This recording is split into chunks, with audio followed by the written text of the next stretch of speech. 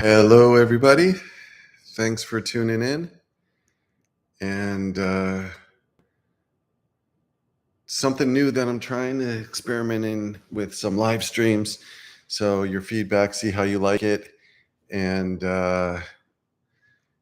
please feel free to add any questions, comments, topics, anything interesting that you would like to discuss during these live streams.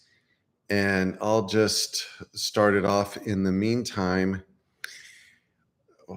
So I just during my videos and during my live streams, I like to share things that come up during coaching sessions, things that I realized in my personal life, or just generalities of just being an observer of people. And there's a lot to learn. We can be students of human psychology and human nature, and even of ourselves. And it's very revealing of our reoccurring tendencies and patterns that we engage in, even when they're self-destructive, even when they cause grave damage over the long term. And I was reading a book this morning, and it was talking about, I forgot the exact title of the book. I think it was called Mind Management, Not Time Management. And it was talking about how I forgot his first name, Taylor, first came up with the assembly line, and everything was maximized and every movement was efficient. So output and production was at a scalable level. So time and resources were not being wasted. And it kind of spilled into our lives, into our culture, where we have become obsessed about time. And in the book, the author talks about like farmers. Oftentimes they didn't even pay attention to the clock. They were more concerned about long-term things, like when is the crops going to grow? How tall are they going to grow? When's the next frost going to come? When do we need to till the soil? When do we need to plant the seeds? When do we need to gather the harvest? And things like that. And so it was a long-term thinking. Today, and especially with technology, it's only amplified that, we're short-term thinking. So in other words, we're focused on cramming our schedules. In the book, he talks about like playing Tetris with our calendar and trying to squeeze and plug in and maximize how productive. And now that a lot of calendars in workplaces are even shared, how we have to look like we're being productive because people are going to be viewing our calendar and then filling up our calendar. Oh, you have a blank spot? I want to schedule a meeting in that. I want to schedule something important that I feel is important to be productive.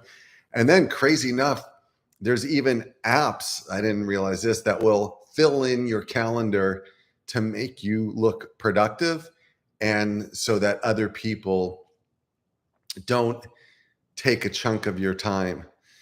And we've just lost the plot in our relationship with time and how we use it, how we spend it, how we are obsessed about maximizing it.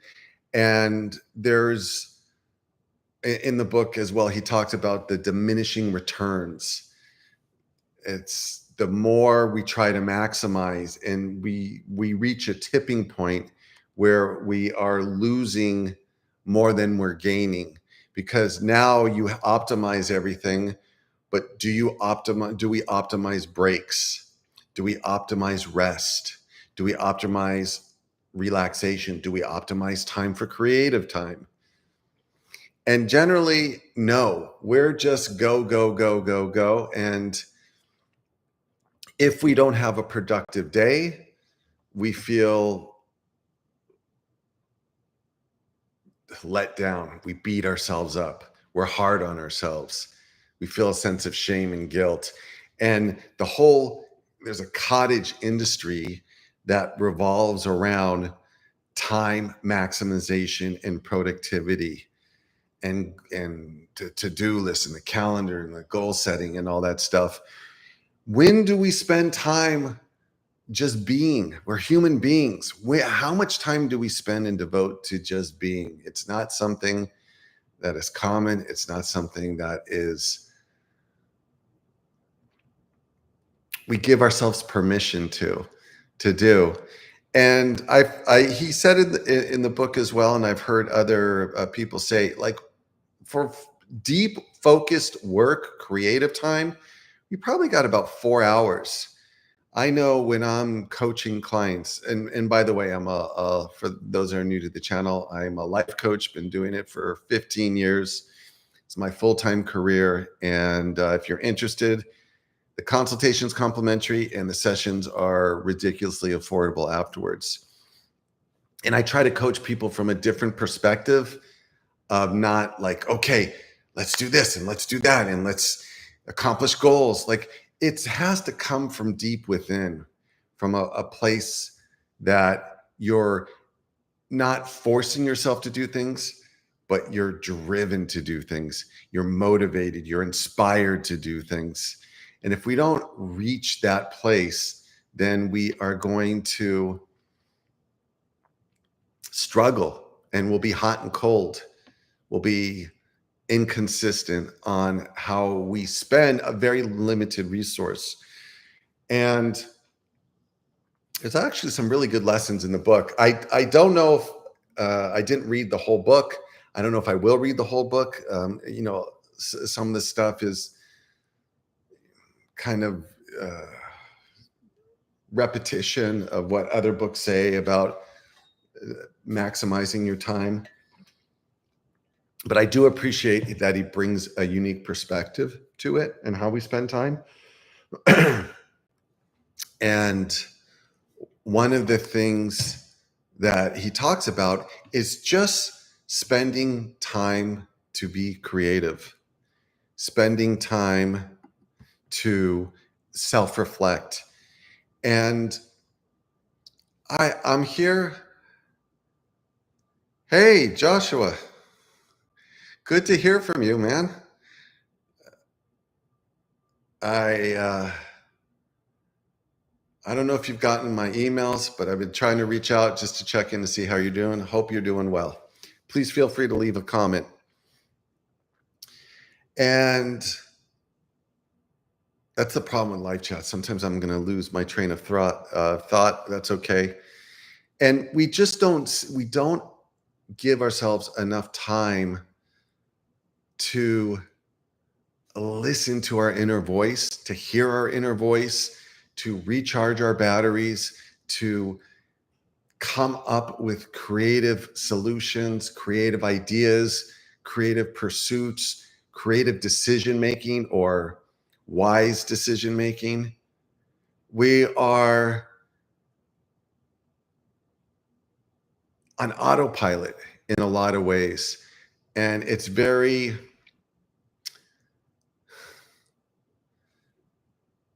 hard way to live, because then what we end up doing is trying to muscle our way through life, muscle our way through decisions. And I'll be working and coaching some clients, and they'll have a very difficult decision. And the first thing is, what should I do? How do I handle this? I'm here to support clients, but I can't make that decision, a big decision for you. And we are disconnected, and I would say from God and a higher power to get guidance. But even if you're an unbeliever, from our intuition, because we don't allow space for silence. We don't create enough white space in our lives. And we just end up operating from a place of stress, worry, and fear. And when a lot of people, we are making decisions, we're making a decision out of fear. We don't want to make a mistake. We don't want to make a wrong decision. And it handicaps us. And that is something we just don't prioritize. When I review clients' calendars, when we review the calendars together, I've seen like white space, and they say, oh, I'm gonna get something to eat, I'm gonna take a break, I'm gonna go on, watch YouTube or do something else, or do some chores around the house. But I don't see people create white space and say, I'm gonna go for a long walk, unplug, not listening to a podcast, or I'm gonna get to stare at the wall. And that's where all our ideas and insights and deeper knowledge and wisdom comes from, beyond head knowledge. And that is something really important. And I was talking earlier about the book about farmers. Like when you're a farmer, there's a lot of time for contemplation. There's a lot of time for self-reflection. Yeah, it's hard work. I don't want to glamorize the life like it's easy, but at least you're outdoors, you're in the sun, you're in the elements, you're working at the pace of nature, not machines or screens. And there's something very contemplative about that, and something that is very peaceful about that. I know when I get out of the city, or when I travel, when I'm in nature, I'm like, my energy is different. My motivation, my inspiration, my desires start to shift, because I've unplugged somewhat from the matrix, and I'm not just running on a pre-programmed conditioning or automated habits. It's environment makes a huge difference in who we are, what we realize, who we be, how we process life, how we process what happens to us in life, and how we get guidance and direction. Because if you're not doing that, then you're just running on societal, familial, peer programming. Marketers, we're being pre-programmed. And so it's so important just to, on a regular basis, just to unplug from that and tap back within. And that's something that I really enjoy doing, with helping clients do it. And we do it together. I had a client say to me today, I don't know what I want in life. And I'm like, you haven't been listening to your inner voice. I know what you want in life. And this is not the first time this has happened. I know what you want in your life better than you know, because I've been listening. I've been paying attention. You haven't been paying attention to your inner voice. And if you have, you drown it out through fear.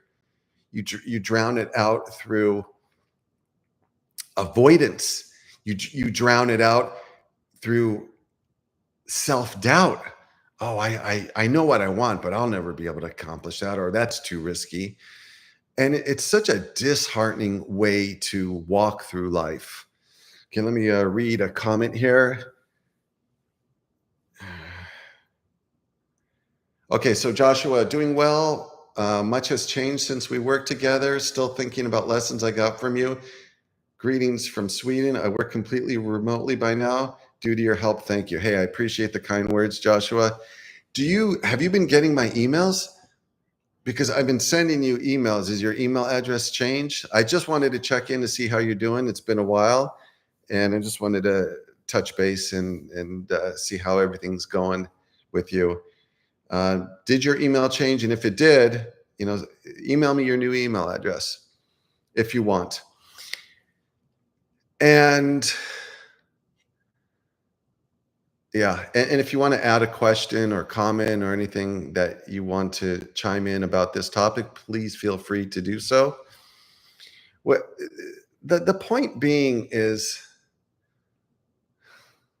we can be our own worst enemies, and we can create our own prison just through our thinking and through our environment. Our environment either fosters and fuels what we want to accomplish in our life, or it holds us down. And so I get clients, they'll say, oh, I struggle. And this happened especially during the lockdowns. I struggle because they're not going into work and they're working from home. And I struggle with being disciplined, or clients that have goals and ambitions. And they want to make music, they want to write, they want to do something creative. Man, get out of your house. Go to a library, go to a park, go park your car by somewhere scenic, and just get out, unplug from your daily routines. Our habits are so hardwired to our environment and preconditioned, and spend time just doing nothing and just listening, and listening to that inner voice, and listening to that guidance, and being more of a free spirit. It's almost like we don't want to be free spirit because, like a kite, we're afraid that we'll fly away and the wind will take us somewhere scary and somewhere that we don't want to go. And that clinging on to security, comfort, and ease is it feels safe. It feels comfortable because human beings inherently don't like change, but it's so suffocating. It's so stifling. And it makes us spiritually small because we're just going through the motions throughout the day without really being inspired. And so it's really hard to grit and muscle your way through your day, or through your goals, or through your to-do list, or through your habits when you're not feeling inspired. Now, and this might sound like a contradiction, because in previous videos and the way I coach is we don't wait to feel inspired to get to work. But maybe inspired's the wrong word, but it's just being in spiritual alignment with your purpose. And there's nothing more fulfilling and rewarding than having a strong spiritual purpose. And most people, their purpose is so external, and it becomes very shallow and hollow. And so when adversity hits them, they fold up and go back to the life they previously known, or give up on their dream. And that's why, for me, having a relationship with God and reading the Bible in prayer and repenting from sins, like that lifts the load and gives us guidance. So we have something more important in our life than, oh, I'm going to make $1 million. Oh, I'm going to finish my university degree, or I want to get a relationship. I'm not saying those are bad things, but those are good things. But if they're not driven by something more meaningful than yourself, it just, you're always going to be chasing those external things. And that's why, like, just slowing down and getting to know yourself is so valuable, and just allowing yourself to be human, allowing yourself to be imperfect, and letting go of control. And for me, that I surrender it all to God. I surrender it all to the Lord. And it's like, you float through life, when otherwise we just clutch and we just want to control things, and we want things to go our way. And we think everything is under our power, our influence, our destiny. And we don't want to have God as the co-pilot, or as the pilot, and we're the co-pilot. And that's just it's a very anxiety provoking and stressful way to live. Because when all is said and done, what is your purpose in life?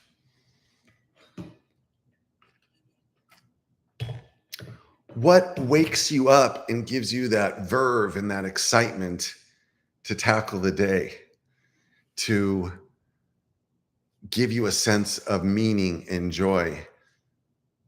If it's just something external, and all the things external are passing. They're very short-lived, and then you just need something new, external, to replace it. So I'm experimenting with different times. This time, I don't know how it works, but it's not a lot of people watching currently. But I think there's 2 people watching. If you could just contribute something, so check in, a comment, a question, a reflection, anything you'd like to say.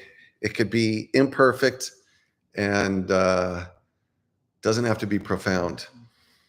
And otherwise, I'll wrap this up in about 9 minutes here.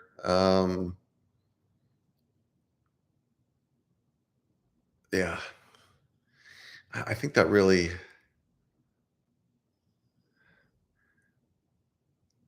this topic really speaks volumes and is so powerful and transformational. And it'll probably pass out over 90% of the people that do end up watching this video, because it's just not something we do culturally. Religion, spirituality, if it's not New Age or Buddhist or some type of esoterical spirituality, people just generally discount it and dismiss it, which is kind of sad. And, nobody wants to have someone ask them, they call you, oh, what have you been doing? Oh, I've been staring at a wall. I've been allowing myself to be bored. I've been enjoying boredom.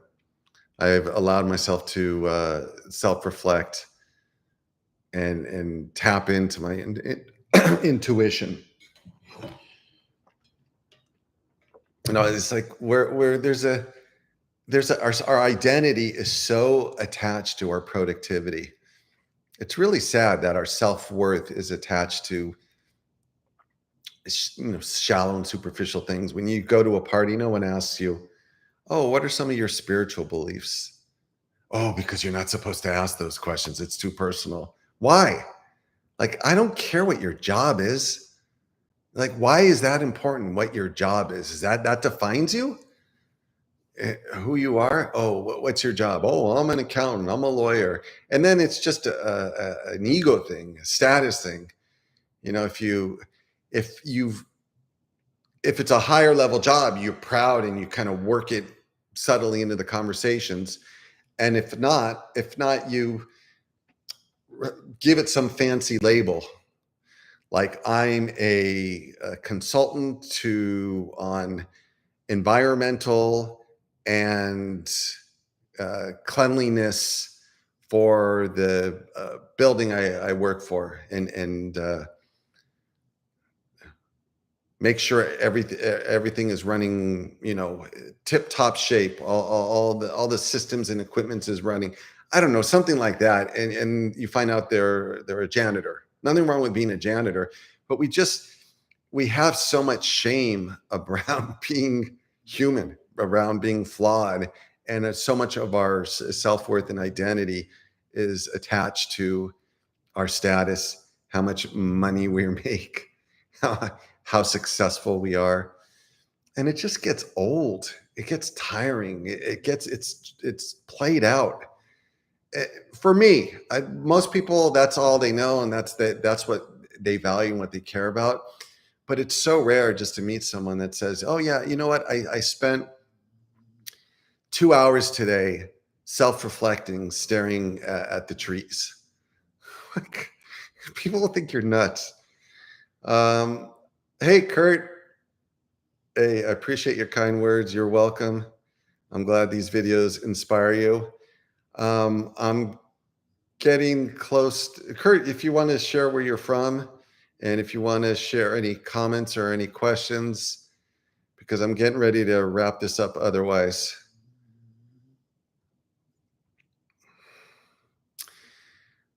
Let's see, anything else that would be helpful around this topic?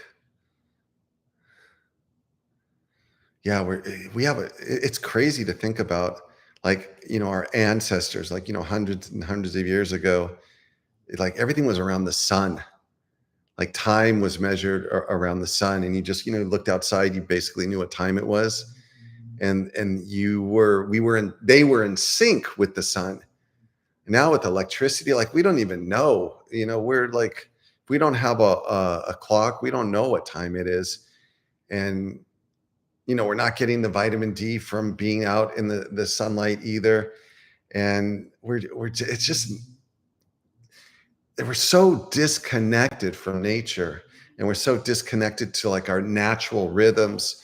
Even how you plan your day, it's so important to know when you're optimal. Because I know, like, probably around 2 o'clock, I just took a short nap. I take about 2 to 3 naps a day. So I took a short nap before I started this, because I wanted to recharge the battery before I started this live stream. And it's like at 2 o'clock, I just start to crash, where my energy just crashes. I don't feel like doing anything, and I'm, not that motivated.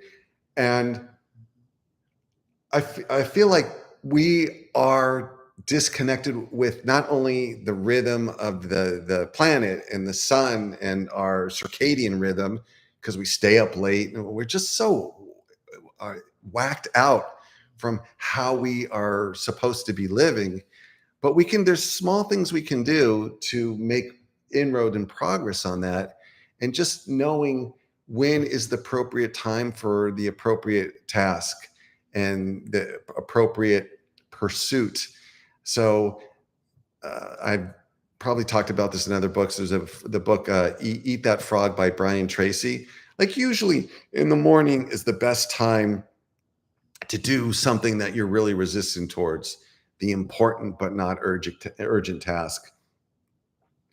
And then maybe there's a different time of day that is good for creative tasks. And there's a different time of day where you're like, your brain is a little bit tired, and might be a good time to wash dishes or do chores. And just like getting to really know ourselves, and not feeling like our culture, our workplace. I know there's limitations, because we all have to follow certain, schedules at work and things like that. But just finding little ways you can modify it without upsetting the boss, to make it work for you. Now, when I was worked in an office, I used to take naps under the desk. Just I needed the naps just to recharge. During a lunch break, everyone would go out to lunch. I'd just be taking a nap. So it's finding our own inner rhythm and what works best for us, and really listening to that inner voice. Okay, Benji, thanks for your comment. I'm relieved you feel the same about one's belief being more important than a job. Met someone new recently, and was refreshing to just talk music, no jobs mentioned. Yeah, it's really exciting. And hi, Cindy. Hi, Spindy. Thanks for tuning in. It's really exciting to meet new people and throw them a curveball. Like, just ask them some random question that is completely, they don't expect, and catches them off guard, and see how they respond. Like, what are the three, most people are not going to do this, but just for example, what if they're married or with a partner, or they have children? This is one of my clients and I would discuss. He has children, and he says people feel ashamed discussing that, how difficult and what a pain it is to have children, and how frustrating they could be, and how they could absolutely drive you crazy. And oftentimes it's not all that it's cracked up to be. Like, he says, you can't discuss that.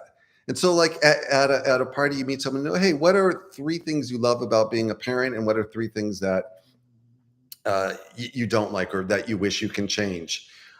What is your goal? What is your, just random questions? What is your goal for 2025, the rest of 2025? What do you hope to accomplish? What was the last good book you read, and what'd you learn from it?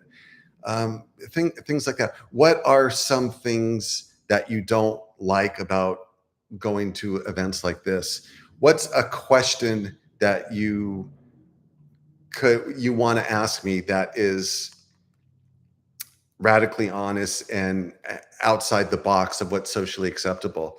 We just like, God, we've got to get out of this pre-programmed social box that we confine ourselves in. And it's just so dull, really dull. And as you start doing these things, you need less distractions and stimulation and watching the news and staying on screens. It's like, it can be a dopamine hit having a real conversation with people.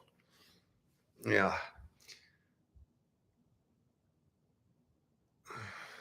Hi, Noah. Thanks for tuning in.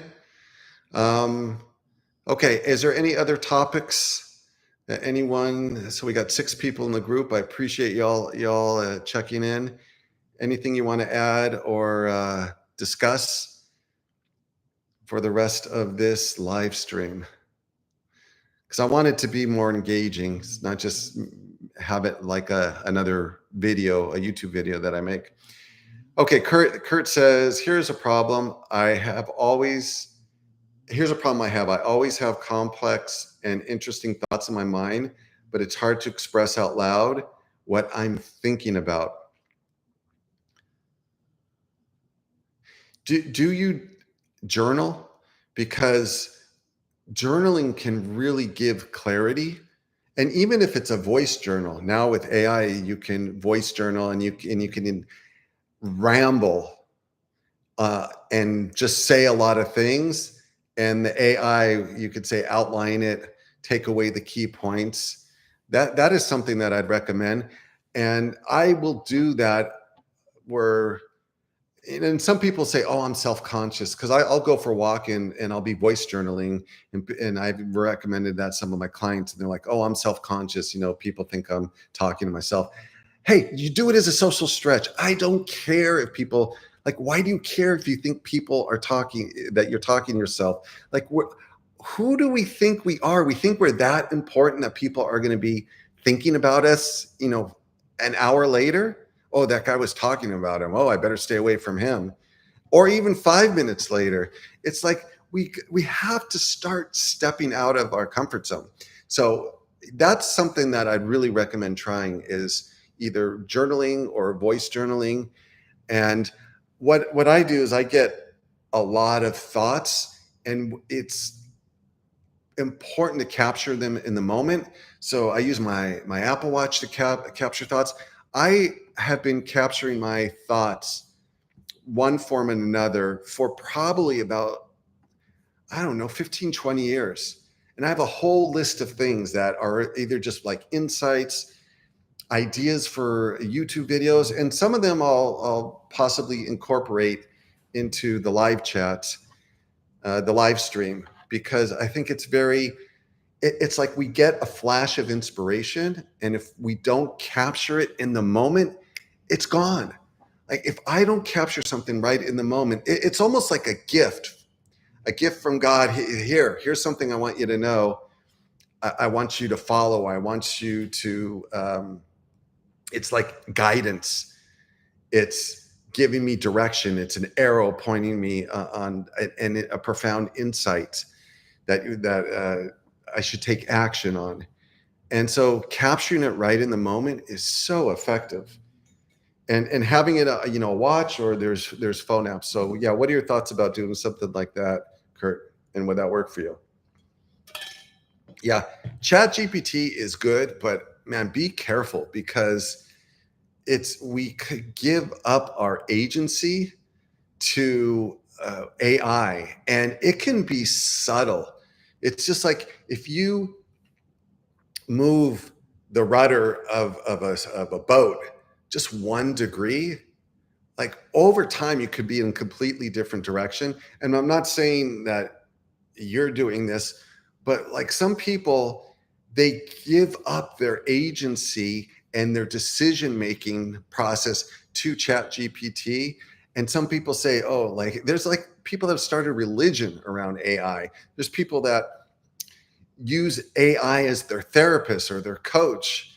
And it's a slippery slope, and it can be subtle where it leads you in the wrong direction, and it doesn't really know you. So it's not giving you guidance and advice from your point of view, your perspective.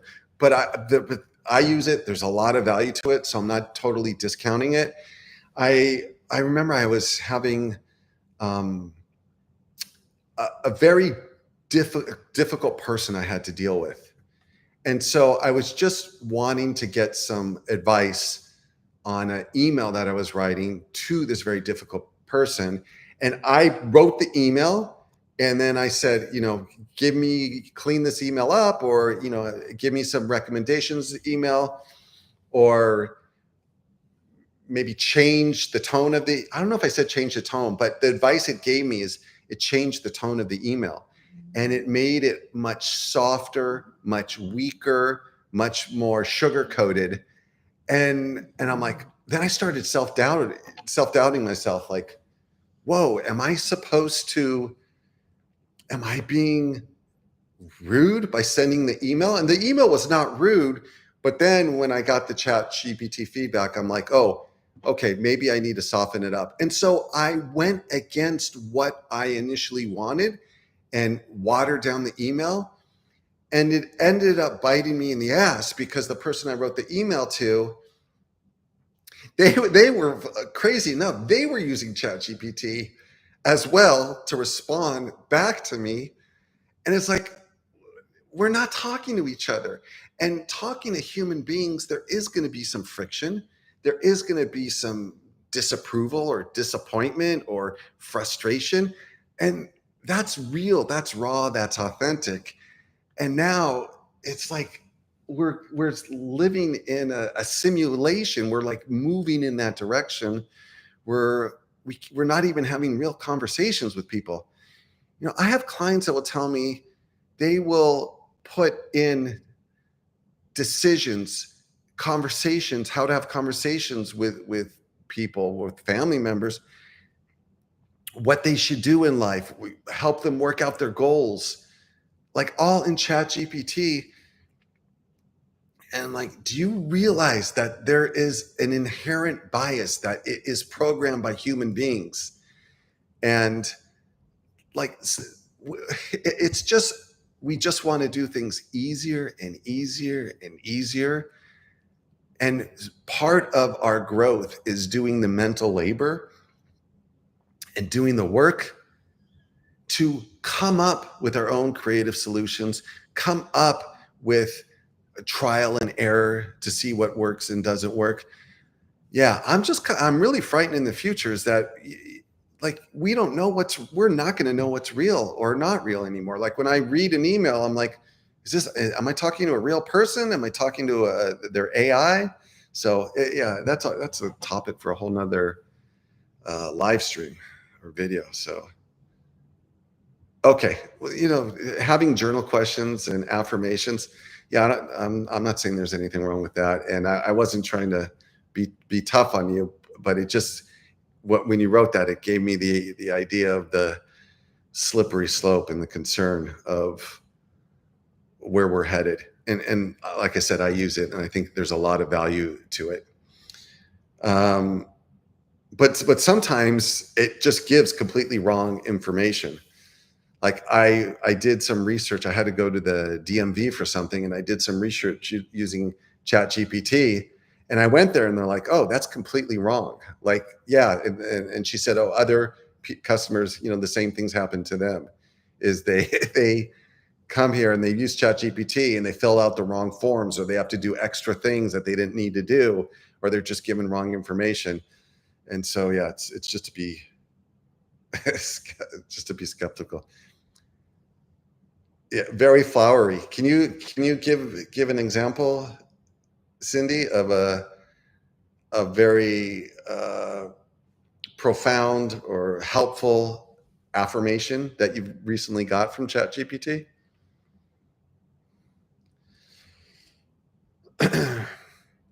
Okay. So anybody else want to comment? Otherwise, I'm going to wrap up here. Unless there's anything you'd like to add to this. I know I keep on asking, but yeah, I'm really trying to keep this engaging. for you and for me.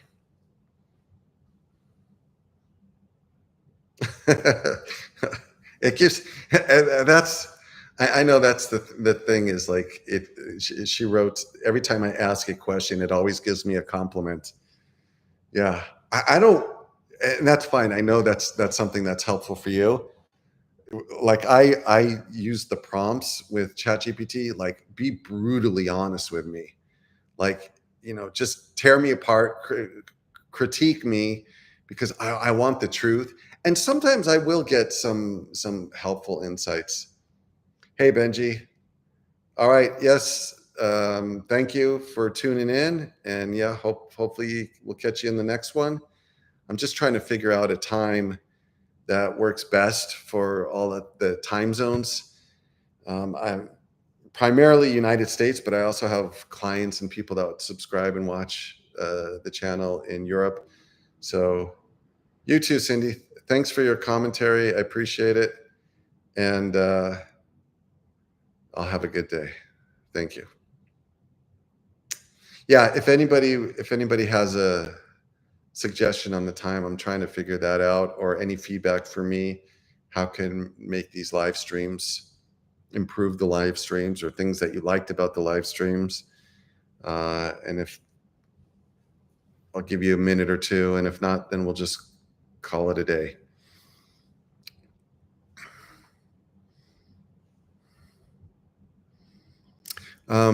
Just for those that are not watching live, if you are interested in coaching, please feel free to email me.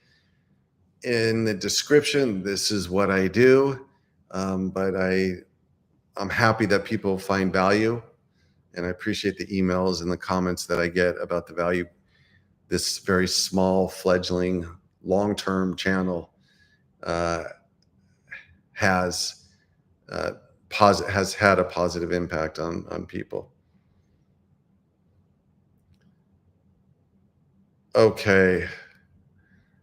I'll give it 30 more seconds. If anyone wants to write anything or comment, otherwise we'll end it here, and we'll see you in the next one. Thank you for tuning in, everyone. Please feel free to share these videos with other people. I really think that other people would find some value in these type of videos, because it's offering a different message.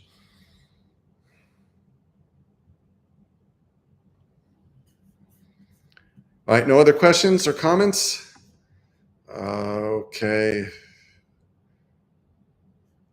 10 more seconds.